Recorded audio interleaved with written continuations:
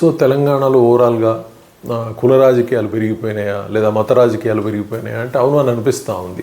అంటే పబ్బం గడుపుకోవడానికి ఏం జరుగుతూ ఉంది అంటే ఇప్పుడు బీసీలకి 42% రిజర్వేషన్ అని, అలాగే కులగణన పేరుతోటి మళ్ళీ కుల రాజకీయాలు, అలాగే 50% ఉన్న రిజర్వేషన్లకు కూడా అడ్డు తొలగిచ్చేసి 100% పెంచేస్తాం అన్న విధంగా మాట్లాడటాలు.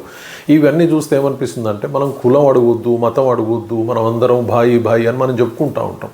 కానీ ఎప్పుడు అంటే సాధారణ ప్రజలకి, రాజకీయ నాయకులు వచ్చేసరికి వాళ్ళకి కులాలు కావాలి, మతాలు కావాలి. సో ప్రజలను పిచ్చోళ్ళని చేసి ఓట్లు సంపాదించుకుని అధికారం పబ్బం గడుపుకోవాలి నెక్స్ట్ ఎలక్షన్లో వచ్చేసరికి అన్న ఒక రాజకీయ కుతంత్రం అయితే జరుగుతూ ఉంది.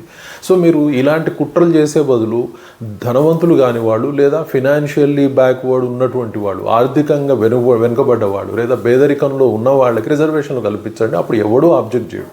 కానీ ఈ కులానికి లేదా ఈ బీసీలకి లేదా ఈ ముస్లిమ్స్కి, ఈ క్రిస్టియన్స్కి, ఈ మతానికి, ఈ కులానికి ఈ విధమైన ఒక కేటగిరీ చేసి ఈ కులాల లెక్కలు చెప్తాం, మేము వీళ్ళకి ఇంత రిజర్వేషన్ ఇస్తాం, సో దీని ద్వారా సమాజం గొప్పగా అవుతుంది అంటే సమాజం ఎప్పటికీ అట్లా గొప్పగా అవ్వదు. బీదవాడు ధనవంతుడిగా మారగలిగే సమాజాన్ని క్రియేట్ చేయాలి.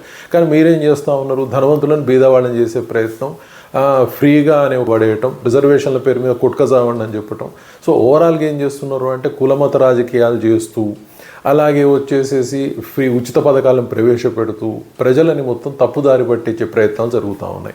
సో ఓవరాల్గా ఏమవుతూ ఉందంటే మేము పబ్బం గడుపుకుంటాం, మీరు మూర్ఖులు అవ్వండి అన్న సమాజాన్ని రాజకీయ నాయకులు తయారు చేస్తూ ఉన్నారు. మరి ప్రజలకు విజ్ఞత వస్తుందా రాదా తెలియదు.